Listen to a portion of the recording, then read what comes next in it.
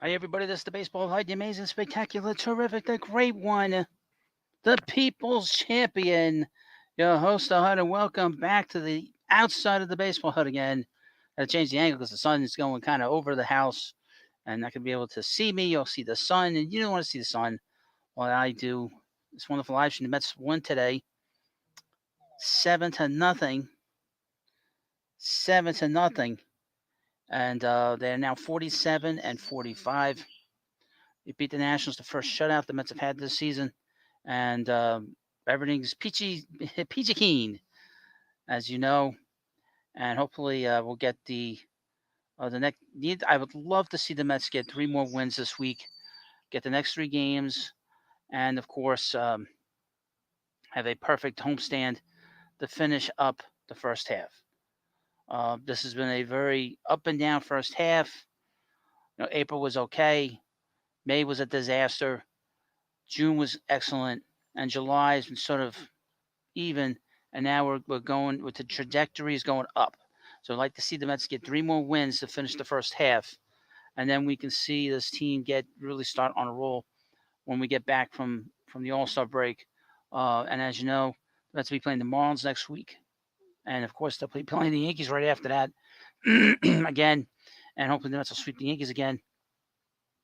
Mets are gonna. I think they start on the road against the Marlins, so that'll be very interesting because the Marlins are a pain in the ass to go up against. Um, just to go through this game again, just go through this game. Excuse me. Uh, the Mets won 7-0. Mets starters in the month of July have an ERA of 2.67. You cannot do any better than that. Um, and they have been sort of carrying this pitching staff away from the relievers. The relievers are a mess right now, and it was getting very hairy in that ninth inning with Adam Ottavino. They should not have had to bring in Edwin Diaz to have him up in the bullpen warming up. He wasn't getting serious, but he was warming up in the ninth inning. You don't want to see that. But the Met starting pitching has been excellent. It was good last night with Severino. He went 7 innings last night. David Peterson went 6 innings. He threw 102 pitches, 61 for strikes, 4 hits, 3 walks, 5 strikeouts. I'd like to see him get those walks down a little bit still. They brought in Phil Matone. He pitched 1 inning, struck at the first two batters, and pitched eight pitches to get out of the seventh inning. He looked pretty good to me. And of course, they brought in Danny Young. He pitched 2/3 of an inning, and he kind of got into some trouble. Walked two batters, struck out a batter, and the Daniel Nunez pitched a third of an inning to get him out of the eighth inning, and then they went to Ottavino, which was was a near disaster. It was a near disaster as we had to sort of deal with again, having difficulty getting over on his fastball, not being able to throw strikes, and just being just an annoyance.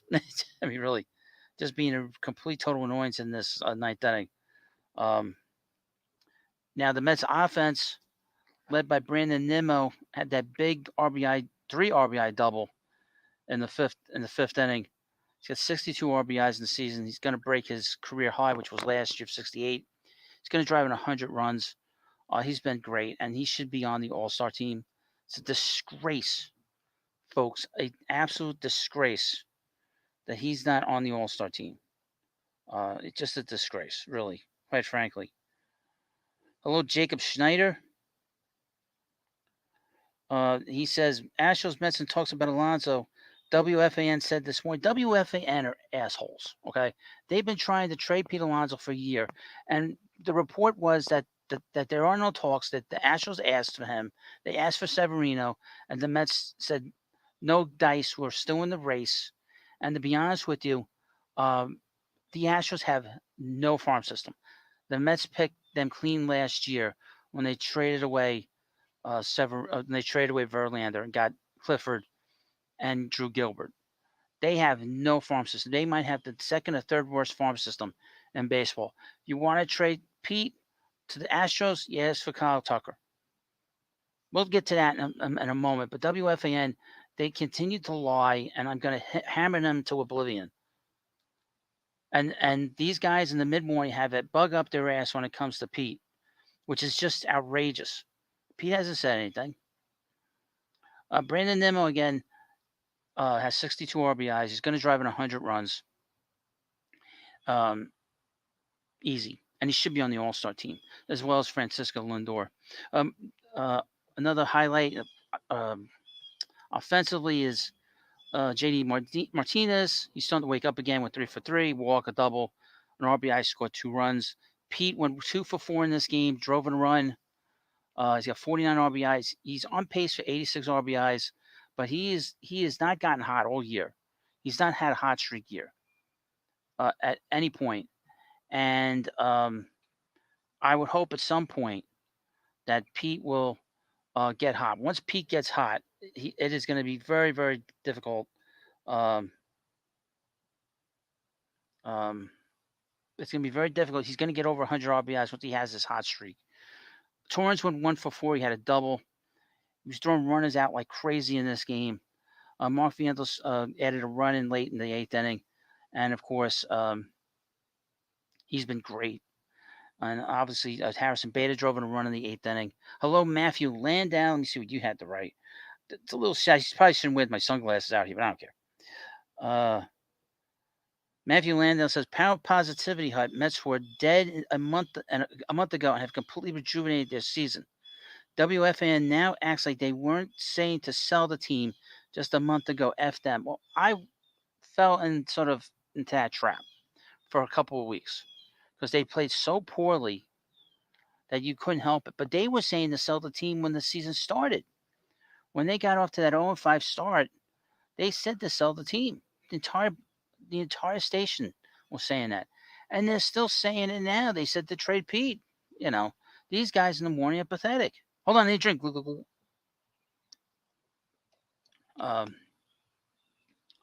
Couple of things about Nimmo. In the last 24 games, he's driven in 30 runs. He was talking about that during the broadcast. Also, Daniel Nunez has inherited 10 runners, and he's stranded 10 runners. He's been great. The Mets need bullpen help in the worst way. I think we all know that. They don't have a lefty in the bullpen. And as we carry on this live stream, I will talk about the dead weight. I will talk about the dead weight on this group and this team. Hello, Rocky Marciano. How you doing, Rocky? You always writing to me on my videos. I thank you. But you have a club here that needs bullpen help. And like I said, and I've been talking about, they need another bat in this lineup.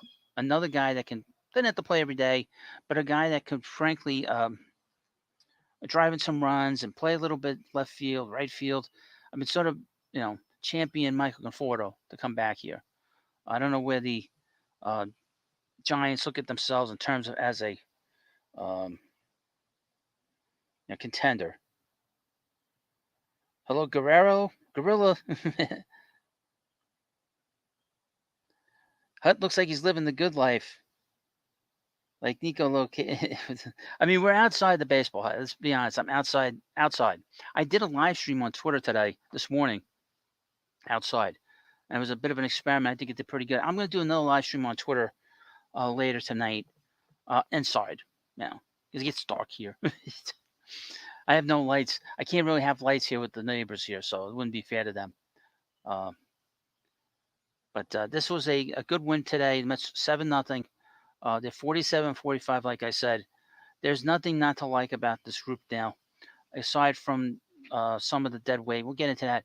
But today, one of my subscribers, Missy, sent me a link. He didn't send me a link. He sent me a picture of WFAN, again, attacking Pete Alonso.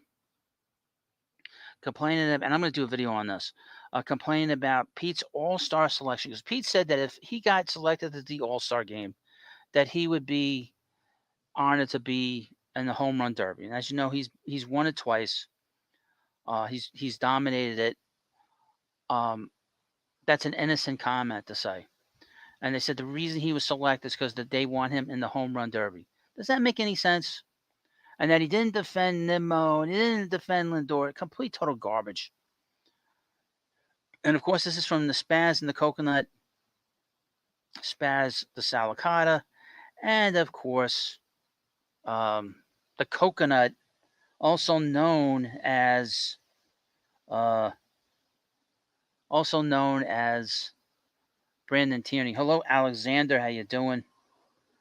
I did not put any guards on the channel right now. I didn't even think about it. Outside, everything's different here. You know, you can see all the trees in the back. Blowing back and forth. It's beautiful here. You don't know. I am living the good life. Was never happy in the other place. Never happy. Never happy in the other place. Alexander says, I'm a Yankees fan. I'm 14. Sorry to hear that, young man. Sorry to hear that. Really. Sorry to hear that. You won't hear that anywhere else. I'll say that. Sorry to hear that. You'll be waiting a long time before you win a World Series again or get to the World Series. This is the longest drought they've ever been in terms of. So you've never seen a World Series. Wow.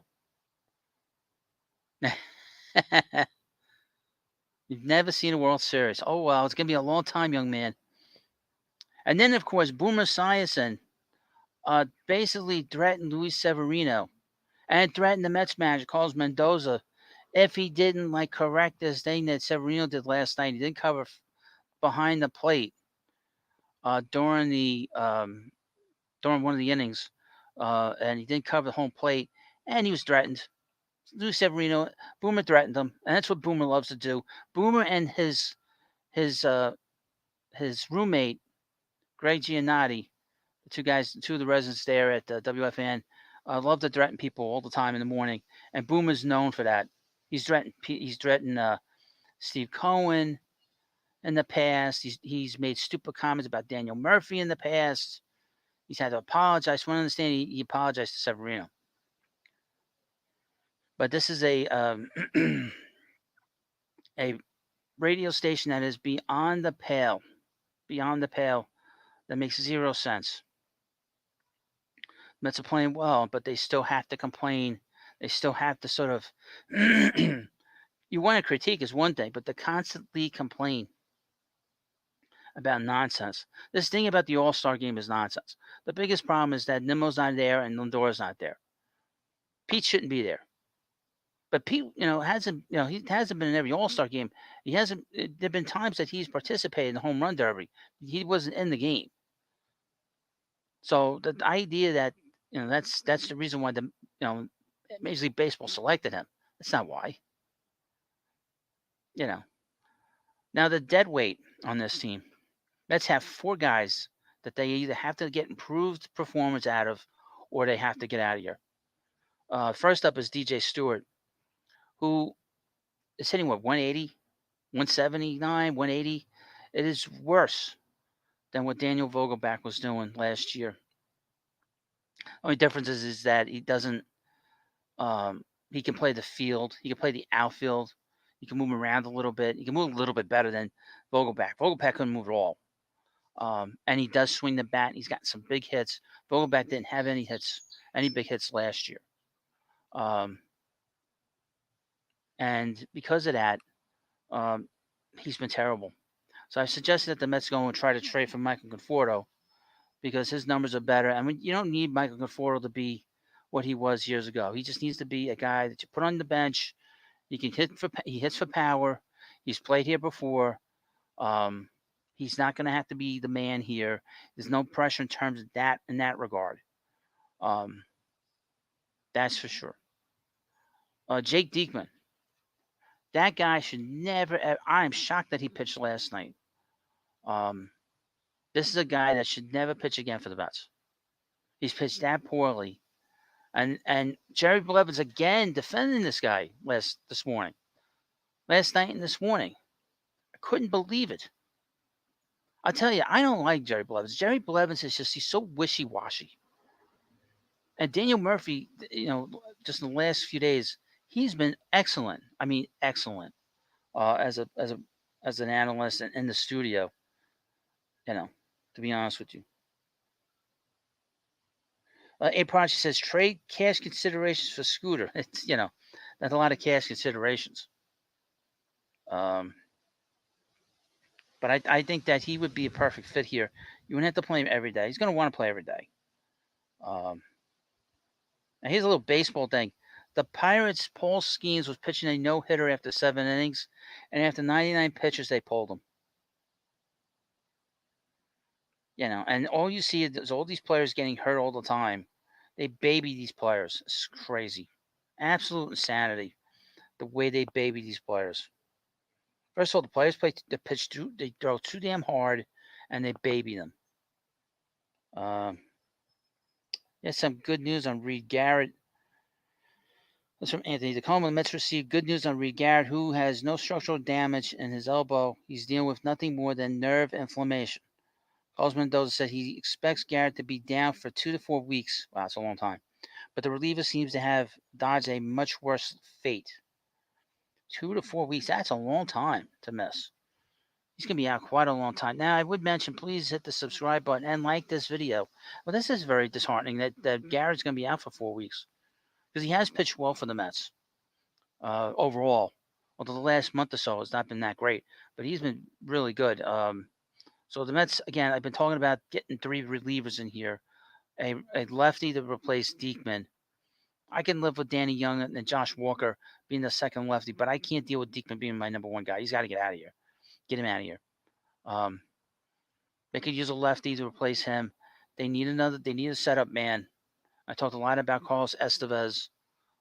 They were even talking about Kyle Finnegan today during the Met broadcast, how good he would look in a Mets uniform.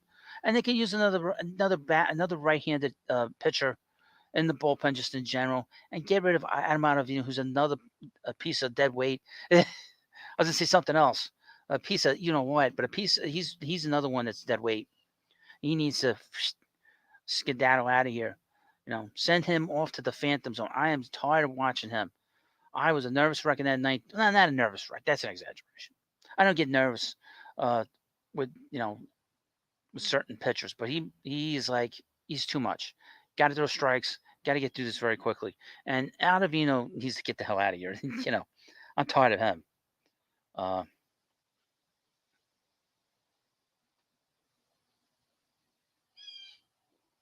A Prodigy says, I know you won't like my opinion, but Diekman is the kind of guy that would turn it on after being so bad. Okay. I haven't seen him. He's been pretty bad. I don't know what your definition of turning it on is. I don't know what your definition of turning it on is. But and of course, the last guy that is that's a complete train wreck right now is Jeff McNeil. I don't know what's happened to him. This was a guy that was great, and I really thought, folks, that he was going to win several batting titles, and I don't know what's happened to him. Did I forget to monetize this live stream? I think I forgot to monetize the live stream. I'll monetize it after the fact. But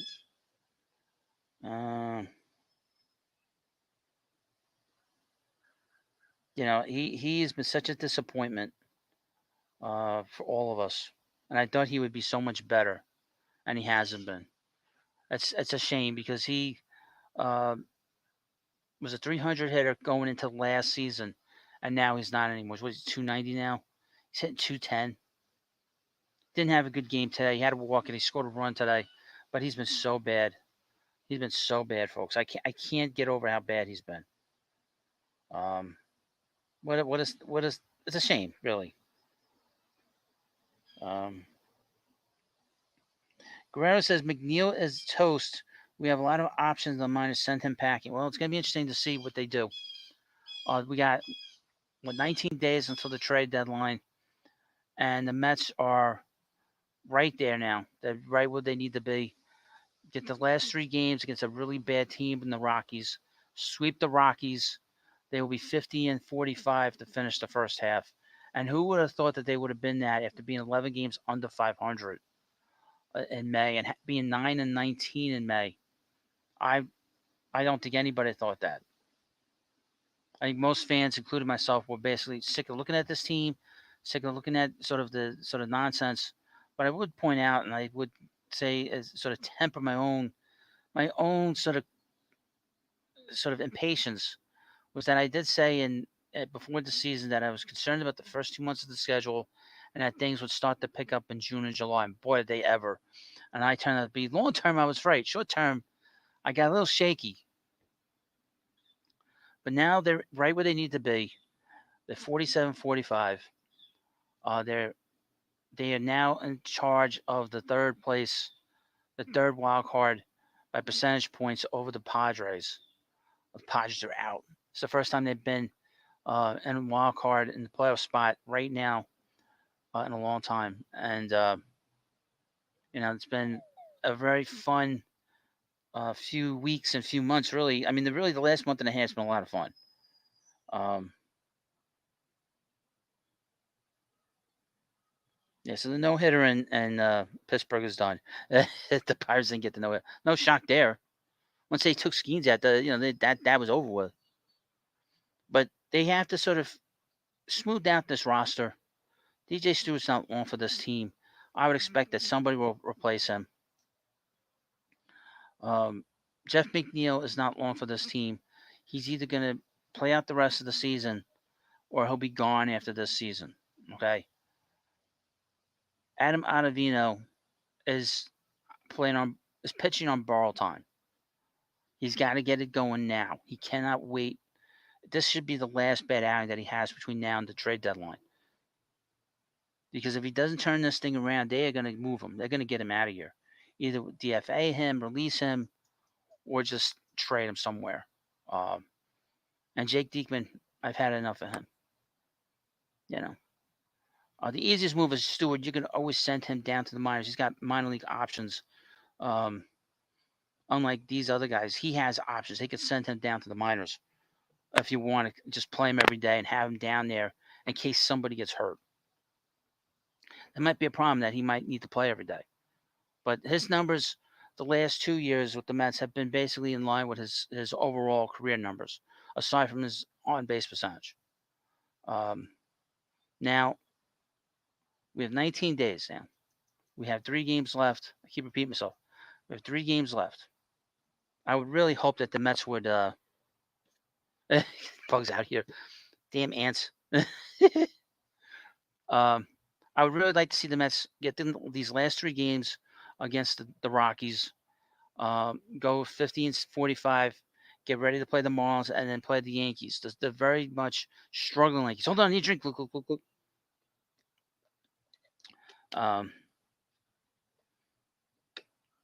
And then we'll see where we're at. And then that gives us about a week or 2 weeks before the trade deadline. So 1 week, excuse me, 1 week before the trade deadline. So it puts us in a pretty good position with this club. Now, tomorrow and Saturday, I won't be able to do too much. There'll be a lot of recorded videos up. I'm going to be out the next 2 days, so I won't be able to do any live streams. But there'll be a big live stream on Sunday because we have the draft on Sunday. And we'll see who the Mets draft. I've heard of Carson Bench, and I hope they get him, man. That's the guy I want. Not because I think he's a good player. I wouldn't know him if I fell over him. But just because he went to Oklahoma State. Just so I could say that several times.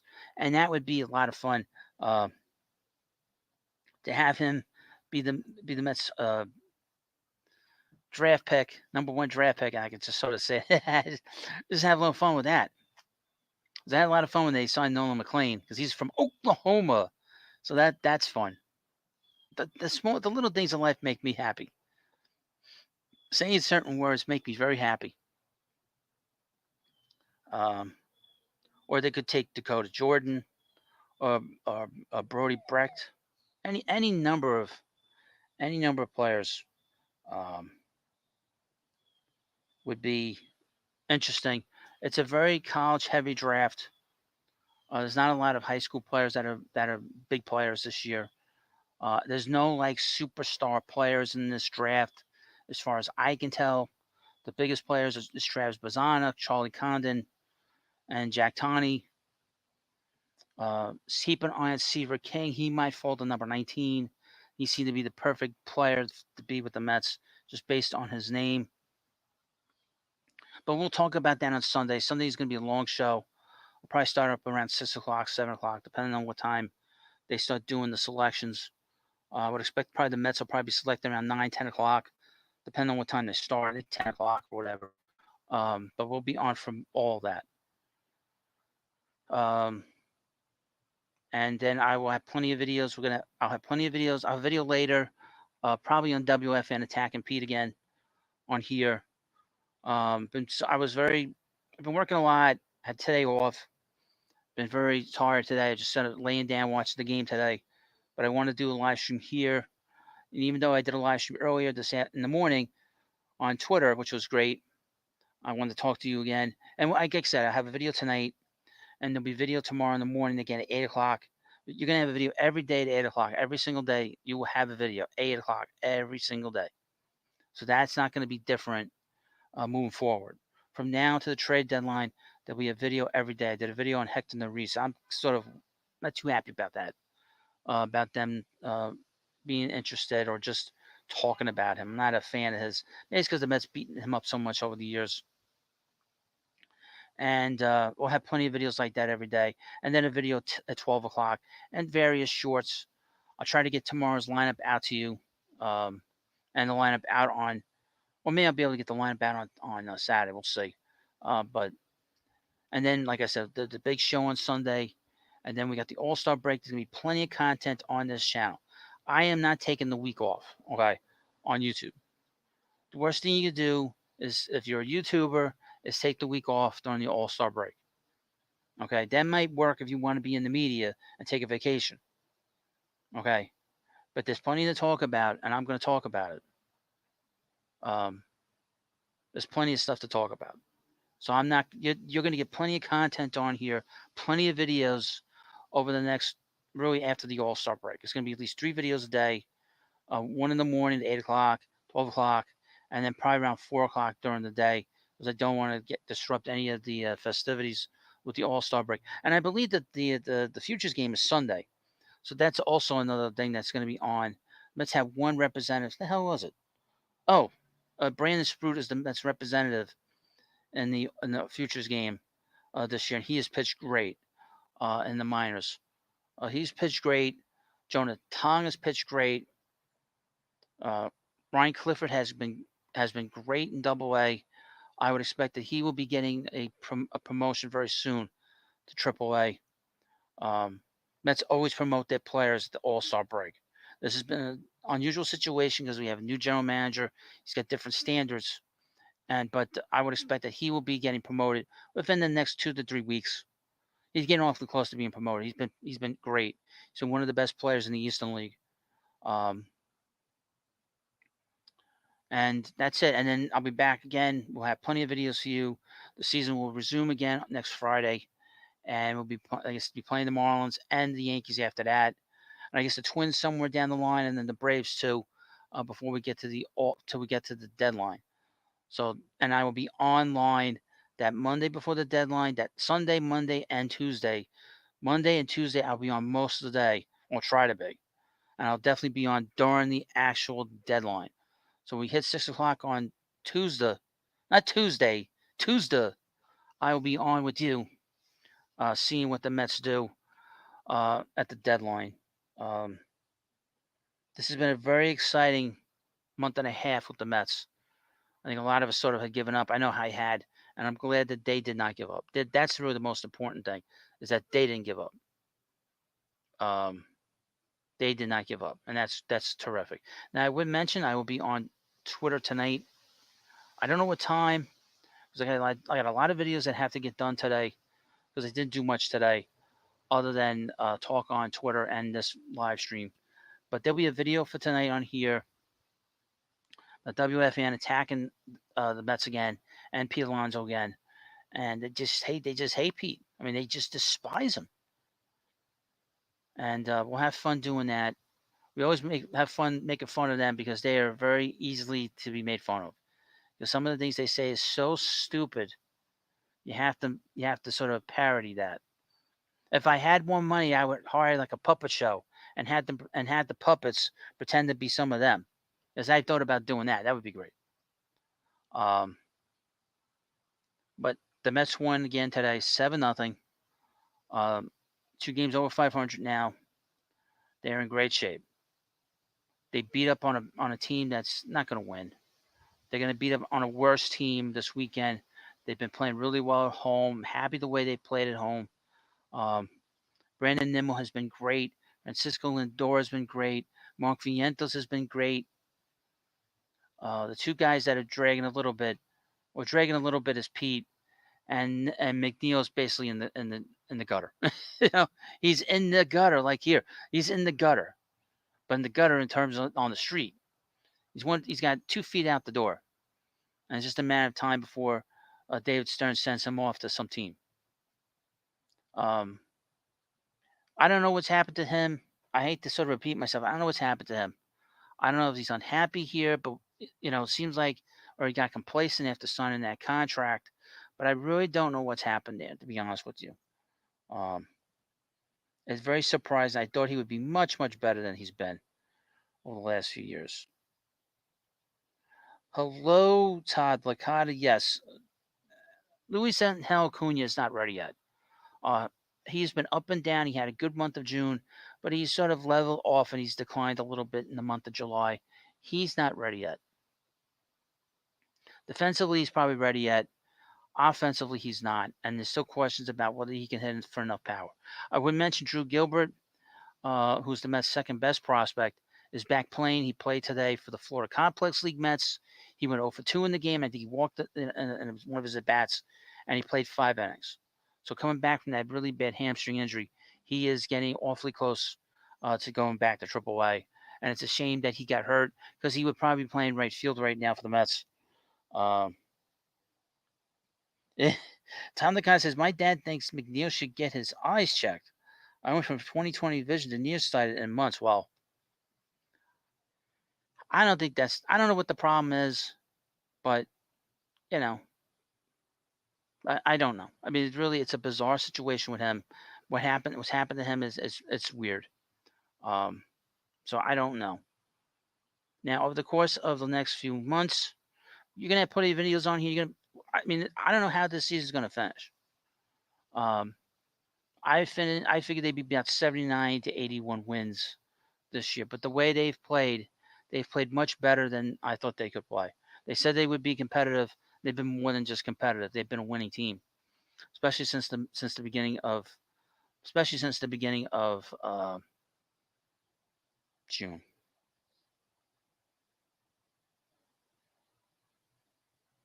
Yeah, A Prodigy works for the Mets, supposedly. Supposedly works for one of the Mets minor league affiliates, and I appreciate him writing to me. He's told me some rather interesting things about a couple of the Met minor leaguers. That Nolan McLean is well liked, and Kevin Parada is not well liked amongst his team and amongst the the organization. And Parada has not played well. He's really not played well at all.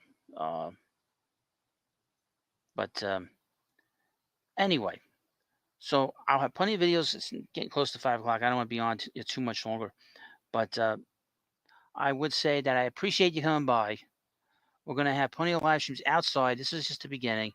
If I could do it, if I'm home, Not every day am I home during the week and the Mets are playing a day game. And it's nice to be able to do a live stream.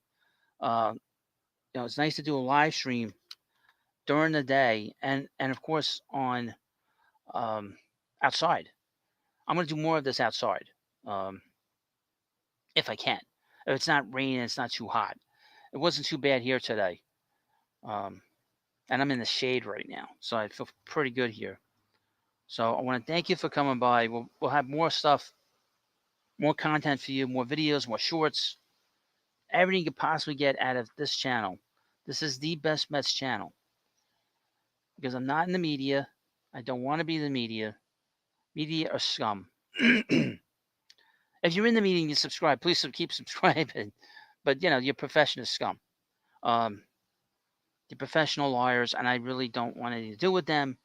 But I hope that I really hope that over the next few weeks you subscribe to the Baseball Hut and get me to 5,000 subscribers. The channel's been doing really well because I've been doing more content, more views are coming in, more subs are coming in, and you're going to have plenty of rumors and plenty of trade talk here. And I'll probably have a video on Pete tomorrow. I'm gonna have plenty of stuff on Pete the next couple of days, next day or so. But thank you for coming by. Have a good day. Like I said, I won't be around tomorrow too much and Saturday too much. And of course, I appreciate the time you take to watch every video, leave great comments. Have a good day, and I'll see you later.